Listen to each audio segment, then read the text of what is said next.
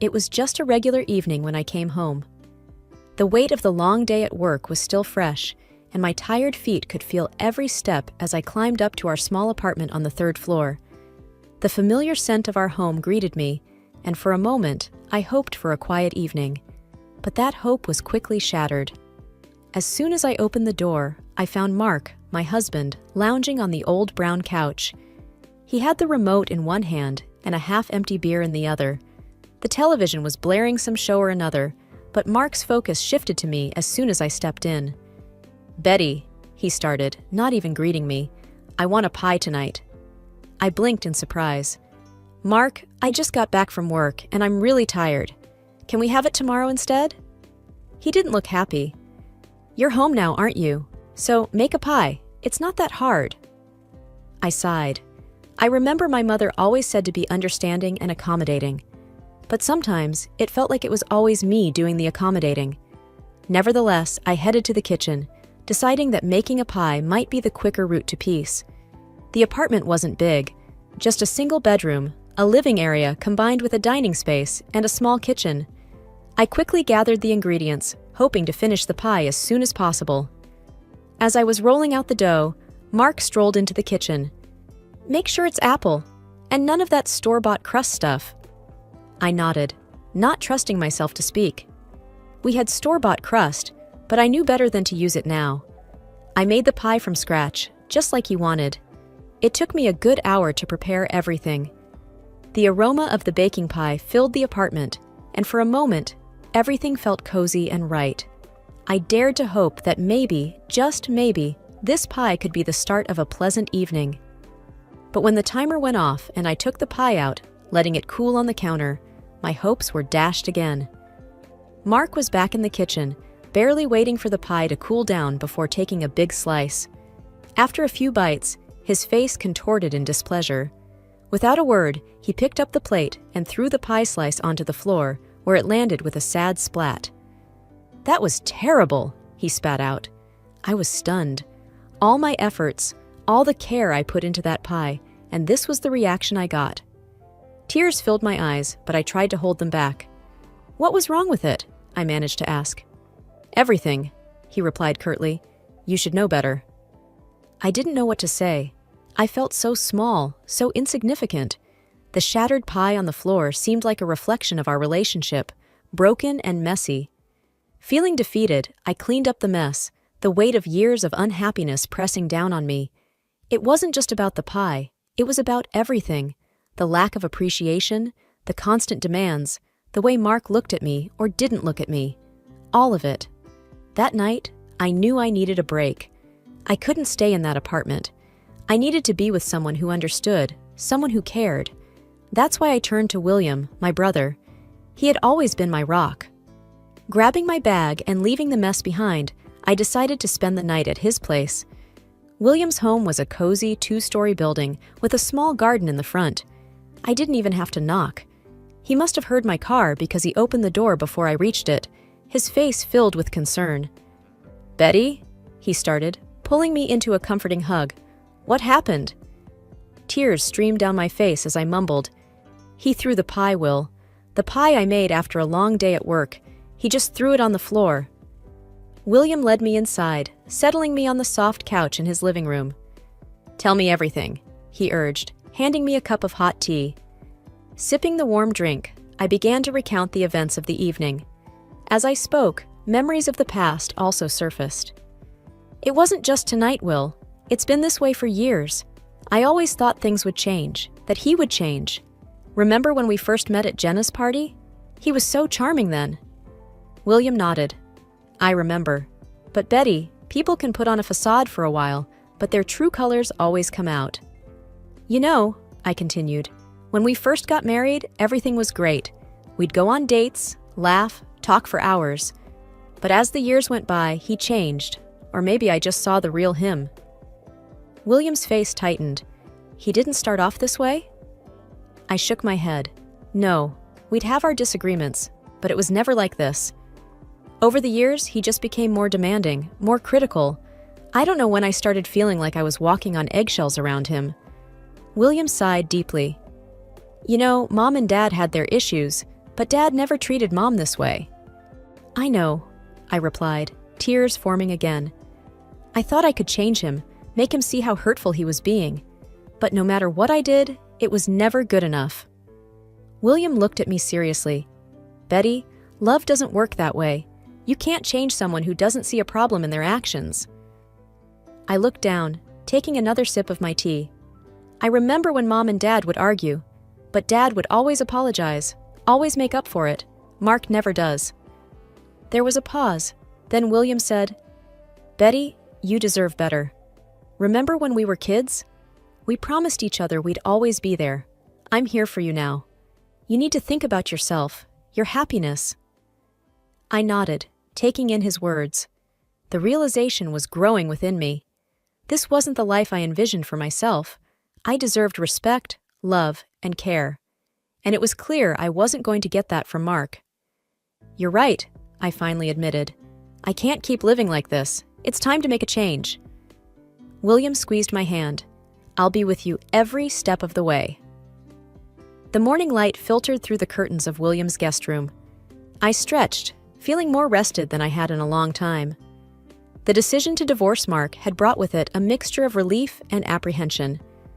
Walking downstairs, I found William already up, making breakfast in the kitchen. "Morning, sis," he greeted with a warm smile. "Good morning," I replied, pulling up a chair at the dining table. He placed a plate of scrambled eggs and toast in front of me. "You need to eat. Big day today." I nodded, taking a bite. "I'm nervous, Will, but it's the right thing to do." He sat across from me, sipping his coffee. "It's never easy, but remember, you're doing this for yourself, and I'm right here with you." After breakfast, William drove me to the lawyer's office. As we parked, I took a deep breath, bracing myself for the steps ahead. Inside, we were greeted by Mrs. Harris, a stern-looking woman with sharp eyes. But as she spoke, her kindness shone through. "Betty, I understand this is a difficult time for you. My job is to guide you through the legal process and make sure your interests are protected," she said. "Thank you," I whispered, feeling grateful for her support. The meeting was long, filled with paperwork and legalities. Mrs. Harris explained everything patiently, ensuring I understood my rights and the process ahead. As the days turned into weeks, life became a whirlwind of appointments, meetings, and paperwork. Mark, to my surprise, remained silent throughout this time. He neither signed the divorce papers nor contested them. He simply seemed to have disappeared. This silence was unsettling. One evening, while sitting with William in his living room, I expressed my concerns. "It's strange, Will. Mark hasn't reacted at all. No calls, no messages, nothing. It's like he's vanished." William looked thoughtful. "It is odd, especially given how he was earlier, but maybe he realized his mistakes and wants to move on." "I hope so," I sighed, though a nagging doubt lingered. Life continued its pace. I started looking for a new place to live. I wanted a fresh start, a home where I could rebuild my life without the shadows of the past. After a few weeks of searching, I found a beautiful house. It was spacious, with large windows letting in plenty of light, a stark contrast to the dim apartment I had shared with Mark. I felt a connection the moment I stepped in. This was my new beginning. William was ecstatic when he saw the place. "It's perfect for you, Betty, a place to call your own." As we toured the house, I shared my plans with him. "I want to paint the walls light blue, maybe have some plants by the windows." He chuckled. "Always the planner. It sounds wonderful." Moving in was a joyous occasion. With the help of William and a few friends, the house quickly started to feel like a home. Every evening, after work, I'd return to my sanctuary, relishing the peace it brought. However, that peace was short-lived. One fateful evening, as I returned home, I found the front door ajar. A chill ran down my spine. Pushing the door open, I stepped in cautiously. The sight that greeted me was unexpected and alarming. There, in the living room, sat Mark. My heart raced as I took in the scene before me. Mark sat at my dining table, his belongings scattered around. A sense of violation washed over me. This was my space, my sanctuary, and he had invaded it. "What are you doing here, Mark?" I demanded, trying to keep my voice steady. He looked up, his face showing a mix of smugness and defiance. "Well, it's our house, isn't it? We're still married, Betty." "But I bought this house after we separated. It has nothing to do with you," I shot back. Mark sneered, leaning back in the chair. "Doesn't matter. As your husband, I have every right to be here." Just then, Anna, my au pair, walked in, her face flushed with embarrassment. "I'm so sorry, Betty. He showed me his ID and marriage certificate. He said he had every right to be here. I didn't know what to do." I sighed. "It's okay, Anna. This isn't your fault." Turning my attention back to Mark, I said, "You need to leave, Mark. This is my home, not yours." Mark chuckled. "Think again, sweetheart. I'll be staying here. And if you try to kick me out, I'll make sure to claim half of everything in our divorce." The audacity of his claim left me reeling. I felt trapped, cornered in my own home. But I couldn't let him see my fear. I needed to be strong. "Fine," I said, trying to sound calm. "Stay tonight. But tomorrow, I'm getting a lawyer, and we'll see who has the right to be here." Mark smirked. "Bring it on. I'm not going anywhere." Feeling defeated, I retreated to my bedroom, locking the door behind me. I needed to think, to come up with a plan. Grabbing my phone, I called William. "Will," I said, tears forming. "He's here, at the house. He says he has a right to it." William's voice was filled with anger and concern. "Stay calm, Betty. I'm on my way. We'll sort this out." Hanging up, I tried to calm my racing heart. Mark's sudden reappearance and bold claims had taken me by surprise. But with William by my side, I felt a glimmer of hope. Within minutes, William arrived. I heard the two of them talking in hushed tones downstairs. The tension in the air was palpable. After what felt like an eternity, William came up to my room. "Betty," he began, his face serious, "there's something you need to know. When we bought this house, I made sure it was in my name. I had a feeling Mark might pull something like this. Legally, he has no claim to this property." A wave of relief washed over me. "Thank you, Will. I don't know what I would do without you." He hugged me. "We're family. We look out for each other." The next morning, armed with the property papers and William's unwavering support, I confronted Mark. Seeing the documents, he realized he had no ground to stand on. His smugness from the night before had disappeared. "This isn't over, Betty," he hissed as he left. Days turned into weeks. With every passing day, the intrusion by Mark felt more like a distant memory, but the threat he posed remained. William and I, however, weren't about to sit idly by. One evening, as we sat in the living room, William looked at me with a seriousness I had seldom seen. "Betty, I've been thinking. We need to be prepared for any moves Mark might make. He's unpredictable." I nodded. "I've been feeling the same. But what can we do?" William paused, taking a deep breath. "I've hired a private detective. I wanted to know what Mark's been up to since the two of you separated." I looked at him in shock. "A private detective? Will, is that necessary?" William sighed. "I just have this gut feeling. I want to make sure we have all our bases covered." I understood William's concerns. His protective nature was one of the things I cherished most about him. "All right," I conceded. "What did the detective find?" William pulled out a folder from his bag. As he spread the photos and documents on the table, my heart sank. The pictures showed Mark with various women. Some looked familiar from our past life. One document caught my eye, a police report filed by a woman against Mark. He did this?" I whispered, disbelief evident in my voice. William nodded gravely. "It appears Mark's activities haven't been on the straight and narrow. This could be our leverage. If he tries to make any more moves against you, we can use this against him." I felt a whirlwind of emotions: anger, sadness, betrayal. I can't believe he sunk this low. William put a reassuring hand on mine. "We'll get through this, Betty, together." A few days later, our preparation proved to be fortuitous. A letter arrived from Mark's attorney, making wild claims and threats about taking me to court for supposed shared assets and conjuring up fabricated tales about our life together. Reading the letter, my hands shook. But William, ever the pillar of strength, looked at me and said, "We're ready for this, Betty. We've got evidence. He can't intimidate us." With William's support, we met with Mrs. Harris again.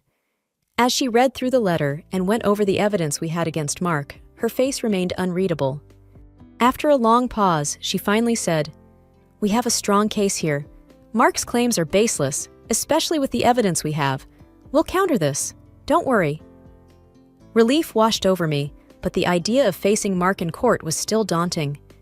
William, sensing my anxiety, squeezed my hand. "We've got this. I won't let him hurt you anymore." The countermove was set in motion. Mrs. Harris swiftly drafted a response, highlighting Mark's activities and questioning the credibility of his claims. The ball was now in Mark's court. Every day after that was a game of wait and watch. William and I spent many evenings going over the possibilities, preparing for any scenario. Through it all, William's unwavering support gave me the strength to face each day. It was a rainy Tuesday evening.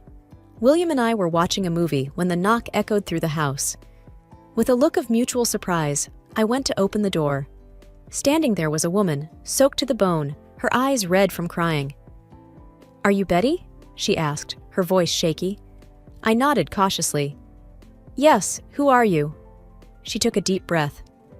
"My name is Jenna. I was involved with Mark." My heart skipped a beat. "Come in," I said, motioning for her to enter. Once seated, Jenna began her story. "I met Mark a few months ago. At first, he seemed charming, but soon he started showing his true colors. I heard about you, about his past, and I thought I should come and warn you." "Warn me?" I thought. What could be worse than what I already knew? Jenna continued, tears streaming down her face. "He became aggressive, possessive. He said things about you, about how you'd ruined his life, and he wanted revenge." William's face darkened. "What kind of revenge?" Jenna hesitated, looking down. "He talked about ruining you financially, said he had friends who could make it happen." The room was silent for a few minutes, the gravity of Jenna's words sinking in. Finally, William broke the silence. "We need to do something about this. We can't let him continue to terrorize people." I nodded in agreement, feeling a newfound determination. We need to expose him, let everyone know who he really is. Over the next few weeks, with Jenna's help, William and I gathered more evidence against Mark. From his financial misdeeds to his numerous affairs, the depth of his deceit became apparent. It wasn't just me he had hurt. There were others, just like Jenna. With everything we had, William suggested we go to the police. It's time he faces the consequences of his actions. Walking into the police station, I felt a mix of fear and hope. Would they believe us? Would they take action? Detective Rogers was assigned to our case. As we laid out our evidence, he listened intently, occasionally asking questions. Finally, after what felt like hours, he spoke. "This is substantial evidence. We'll investigate further, but from what you've shown, it's clear that Mark has been involved in illegal activities." The next few days were a blur. The police acted swiftly, arresting Mark on multiple charges. The news spread, and soon, the monster I had once called my husband was unmasked to the world. Months passed after the revelation. With Mark behind bars, I should have felt safer. And while there was certainly a sense of relief, there was also the constant fear of what Mark's friends might do, those he had often bragged about, who he said would always have his back. One day, as I was returning from work, I noticed something odd.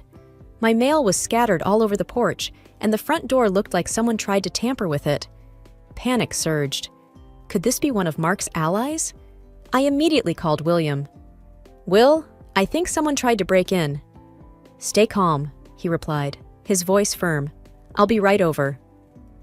I waited inside my car until William arrived. Surveying the scene, he confirmed my suspicions. "It looks like an attempted break-in. We need to beef up your security." Over the next few days, William and I worked on improving the safety of the house, installing security cameras and an advanced alarm system. One evening, as we were testing the systems, the alarm suddenly blared. Rushing to the monitor, we saw a man skulking around the property. But before he could make any moves, the local police, alerted by the security company, arrived and apprehended him. I felt a rush of gratitude towards William. His foresight had prevented another potential disaster. The next day, Detective Rogers called. "Betty, we've got the intruder in custody. He claims he was sent by Mark, but we're still confirming the details." This confirmed my worst fears. Mark was still trying to control and hurt me, even from jail.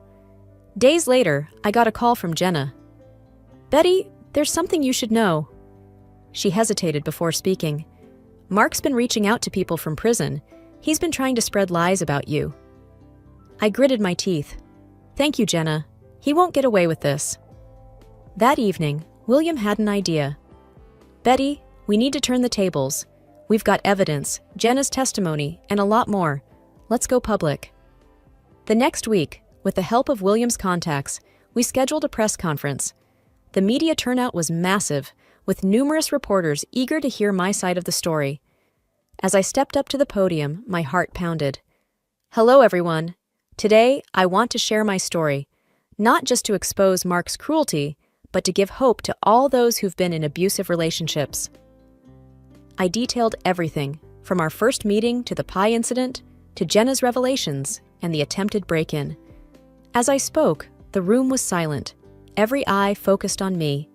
When I finished, the questions began. "Do you believe Mark is still a threat?"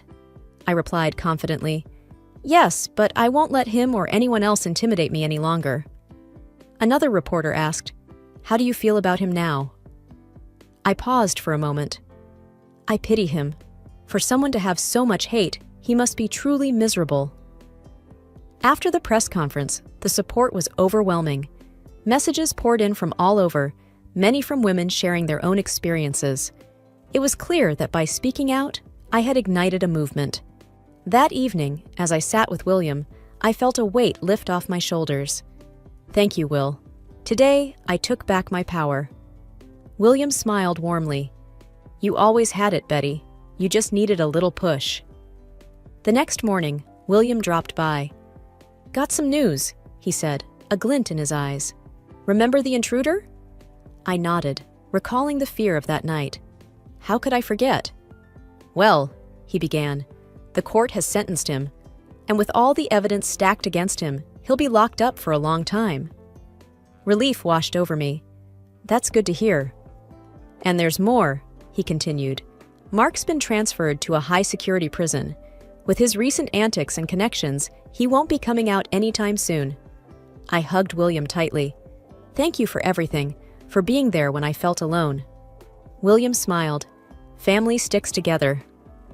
Weeks turned into months, and life started to regain its rhythm. I reconnected with friends, started a support group for victims of abuse, and even began dating again. On my birthday, I held a small get-together. As I looked around at the faces, William, Jenna, my new friends, and old ones, I realized how far I had come.